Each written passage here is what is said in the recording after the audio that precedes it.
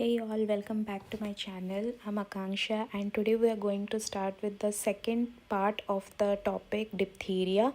In the previous video, we just learned about Corynebacteria, bacterium diphtheria, about all the features. In this one, we will be seeing about the lab diagnosis. Okay, first we will see specimen. We should remember there is a sequence of how to write the lab diagnosis. First we will see what are the specimens required. Being a respiratory disorder and the throat infection, mainly it infects the throat and the pharynx, exudative pharyngitis and membranous tonsillitis. So first we will take throat swab. Okay, one or two swabs we will take, and that will contain the fibrinous exudates. Then second is a portion of the pseudomembrane formed, that we will take a portion out of it. And we know that there is the infection diphtheria also occurs in nose and larynx, and so we will take nose and skin specimen. If they are infected, then we will take the specimens from here. Then second we will go for the direct microscopy. In this case, Corynebacterium diphtheria, we will be doing two types of direct microscopy. One is gram staining and the other is Albert staining. Albert staining is more specifically used for Corynebacterium diphtheria. So let us see what is written in, what will happen in gram staining and what will happen in Albert staining. So gram staining, it's a club shaped. Okay, what are the appearance we will see? It's club shaped gram positive bacilli, and we have already known that the arrangement is cuneiform or Chinese letter arrangement. Why does this occur? This is a snapping type of division, and this shape is coming due to the division of the daughter cells at an acute angle. Okay, so that's why this appearance is coming. They are irregularly stained. So this is overall how it will look in the gram staining. Next is Albert staining. Albert staining is more specific. We have just seen that Albert stain and Ponder stain, these are more specific or better stains or special stains which are used in this case for metachromatic granules. So Albert stain, this is more specific for Corynebacterium diphtheria. So what we will see, these are green bacilli with bluish black metachromatic granules at the poles. Okay, so this is the appearance, like green bacilli with bluish black metachromatic granules at the poles. So this is about the direct microscopy. Next we will go to the culture media.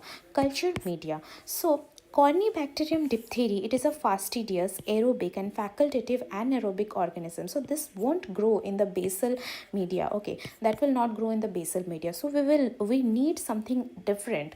Okay, so what we will do, we will incubate it at 37 degrees Celsius aerobically. Okay, in enriched media, what are the enriched media we are using in this case for Corynebacterium diphtheria?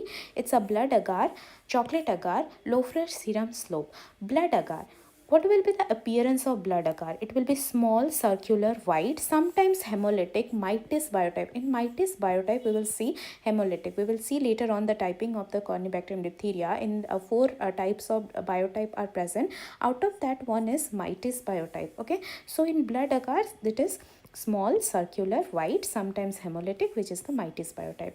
Then chocolate agar, then low-flare serum slope. In low-flare serum slope, what will be the appearance? It is small, circular, glistening, white with yellow tinge in 6 to 8 hours. Okay, we will see the appearance in 6 to 8 hours. So what is the advantage? Advantage is that the growth detection can be done in 6 to 8 hours, and it is the best for metachromatic granules.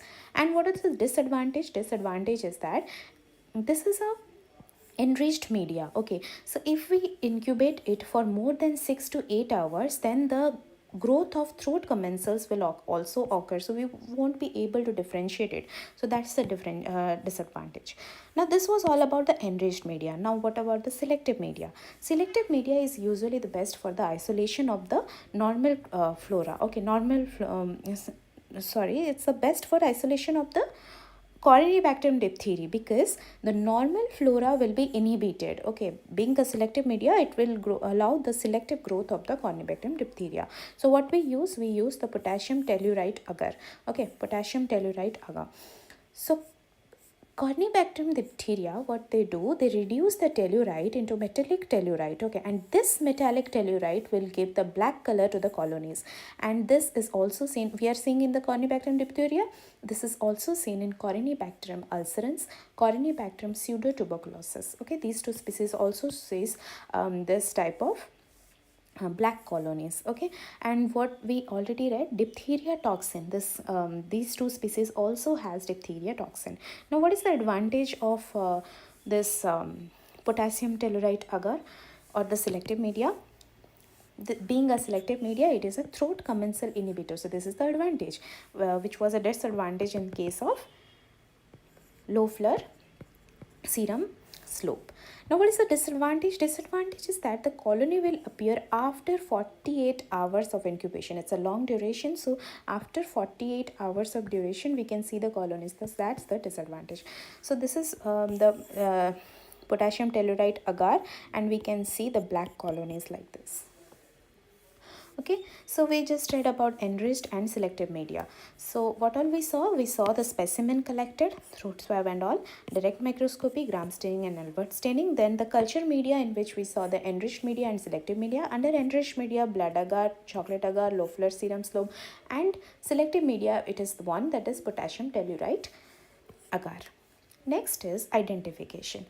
Identification, here we are doing three types of identification. One is biochemical test, and the other is automated, and the other is the diphtheria toxin. This is a special case for this type.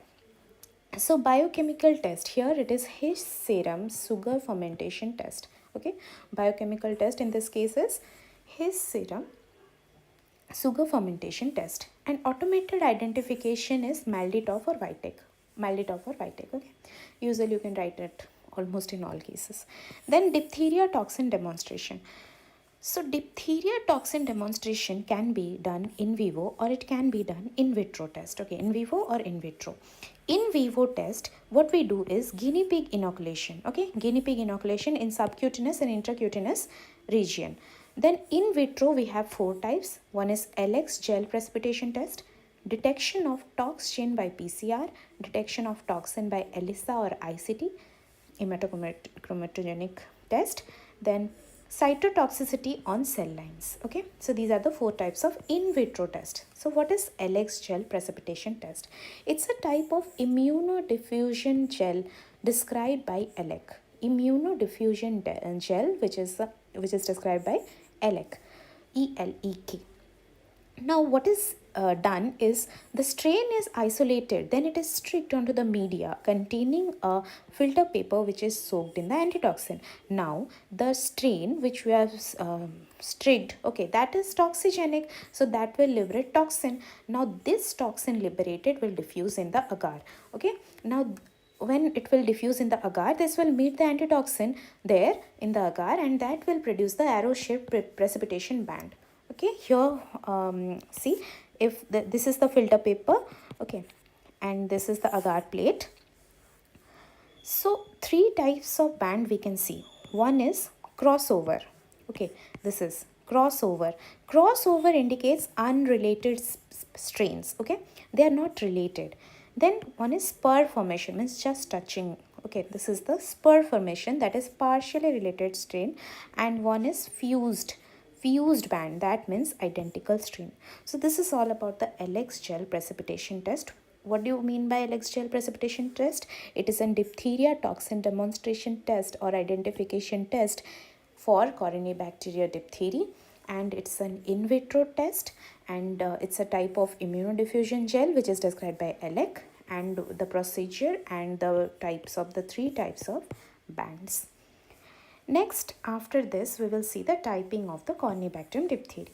Now, typing is done to know the relativeness of the isolates. Whatever we have isolated, we will see how relative they are.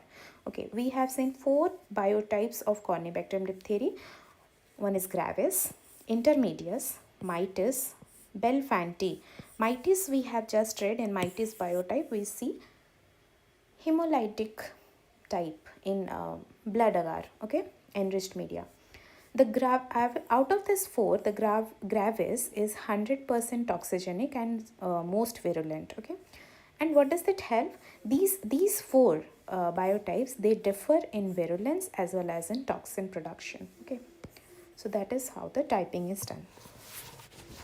So here we have just seen the lab diagnosis, which consisted of the specimen, then collection, then direct microscopy, in which gram staining and Albert staining we have seen, then culture media, in which we saw the enriched media and selective media. Enriched media, blood agar, chocolate agar, low flour serum slope. Then selective media is potassium tellurite agar. Then we have seen the identification, in which biochemical his serum sugar fermentation test. Then we saw about the automated Malditov and Vitek. Then we saw the diphtheria toxin demonstration, in which we saw in vivo and in vitro. In vivo is the guinea pig one, and the in vitro is LX gel precipitation test is the main thing, and the other three types.